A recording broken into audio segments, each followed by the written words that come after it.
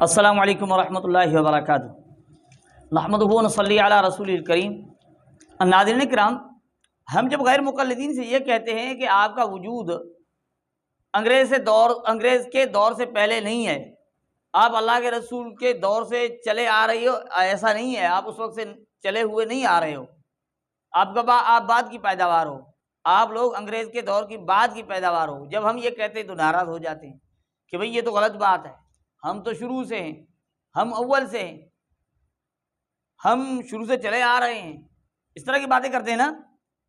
اور پھر ہمارے علماء جب ان سے سوالات کرتے ہیں نا تو ان سوالات میں بہت بیچارے یہ پھنس جاتے ہیں کہ بھئی اگر آپ پہلے سے چلے آ رہے ہو تو آپ کی کوئی مسجد تو ہوگی، کوئی نشان تو ہوگا نا کہیں آپ کا، آپ چلے آ رہے ہو۔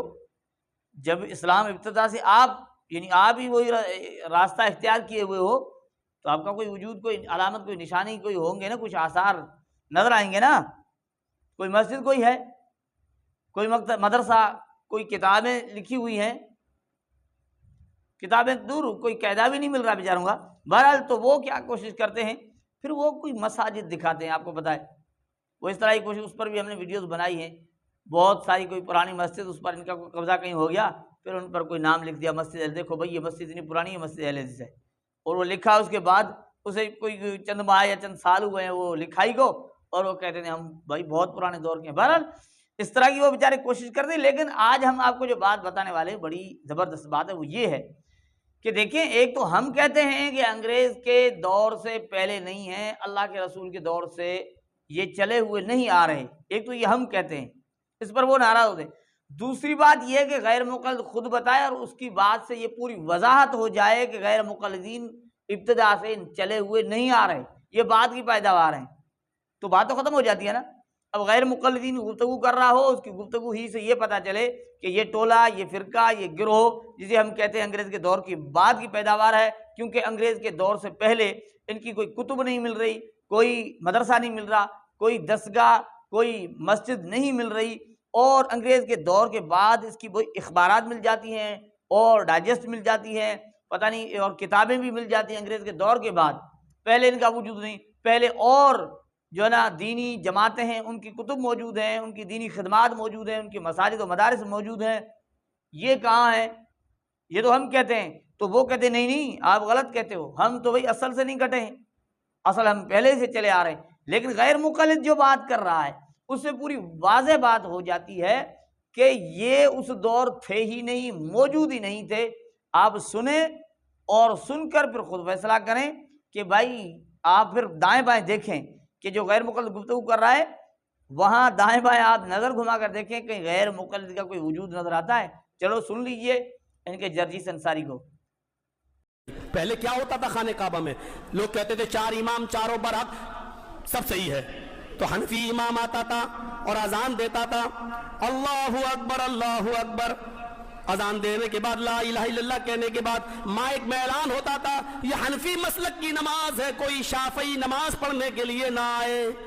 خانہ کعبہ میں جب شافعی اذان دیتا تھا تو کہتا تھا اللہ اکبر، اور لا الہ الا اللہ کہنے کے بعد اعلان کرتا تھا یہ شافعی مسلک کی نماز ہے، کوئی حنفی حنبلی اور مالکی نماز پڑھنے نہ آئے۔ خانہ کعبہ کی ایک مسجد میں چار مصلے ہوا کرتے تھے، حنفی کے مصلے پر شافعی اور شافعی کے مصلے پر حنفی حنبلی اور مالکی نماز نہیں پڑھا کرتے تھے۔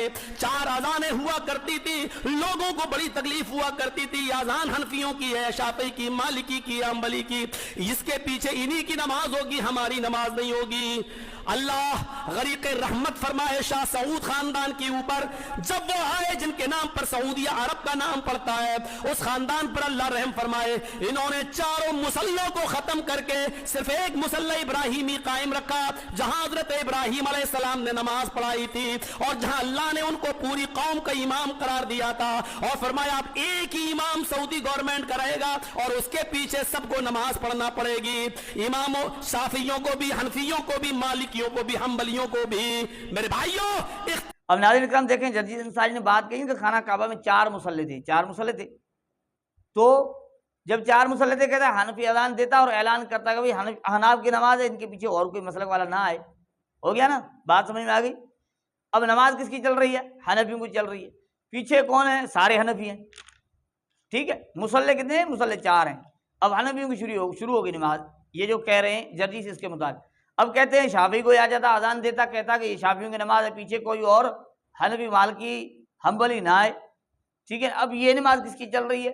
یہ شوافیہ کی چل رہی ہے۔ پڑھنے والے کون ہیں؟ شافعی ہیں، سارے شافعی۔ اب پھر حنبلی کی اذان، ان کا اعلان کہ بھئی ہماری حنابلہ کی نماز ہو رہی ہے، ٹھیک ہے۔ پھر مالکیہ، ان کی اذان، پھر ان کا اعلان کہ بھئی مالکیہ کی نماز ہو رہی ہے۔ لیکن یہاں اذان بھی جس مسلک کی ہو رہی ہے، نماز بھی اس کی ہو رہی ہے۔ اب کوئی پانچویں اذان بتائی اس نے؟ نہیں بتائی۔ اور پانچویں نماز کوئی بتائی؟ نہیں بتائی۔ پتہ یہ چلا اس وقت جب 4 مصلی تھے، اس وقت غیر مقلدین کا وجود ہی نہیں تھا۔ آپ اس خود غیر مقلد کی بات سے دائیں بائیں نظر گھما کر دیکھیں، واضح بات اور صاف ہے کہ وہاں یہ تو تھا کہ احناف کی اذان چل رہی تھی، احناف کی نماز چل رہی تھی، احناف کی جماعت پیچھے پڑھنے والے بھی حنفی اور مالکیہ کی بھی چل رہی تھی، اور حنابلہ اور شوافیہ کی بھی نماز اذان جماعت چل رہی تھی، لیکن غیر مقلدین کی نہ اذان تھی، نہ جماعت تھی، نہ نماز تھی، کیونکہ وہ تھے ہی نہیں۔ اب یہ جب مصلی ہی 4 تھے، 5واں مصلی ہی نہیں تھا، تو آپ بتائیں یہ تھے کہاں؟ تھے ہی نہیں۔ تو ناظرین، جب ان کی خود گفتگو سے واضح بات چل رہی ہے کہ یہ شروع سے چلے ہوئے نہیں آ رہے، تھے ہی نہیں، تو جب کوئی تھا ہی نہیں تو نماز ہی نہیں تھی نا، جب نماز ہی نہیں تو تھا ہی نہیں۔ اب یہ کب کہ یہ انگریز کے بعد کی بات واضح ہوگی نا۔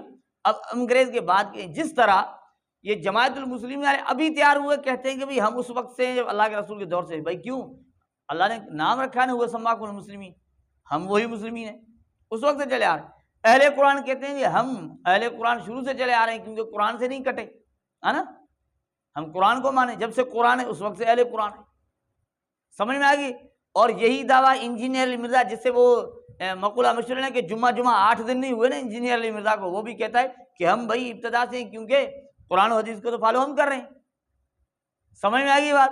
تو غیر مقلدین کا یہ دعویٰ بھی بالکل ہی اسی طرح ہے، اور ان کی خود کی گفتگو سے یہ پتہ چل رہا ہے کہ یہ اس وقت تھے ہی نہیں، ان کا وجود ہی نہیں تھا۔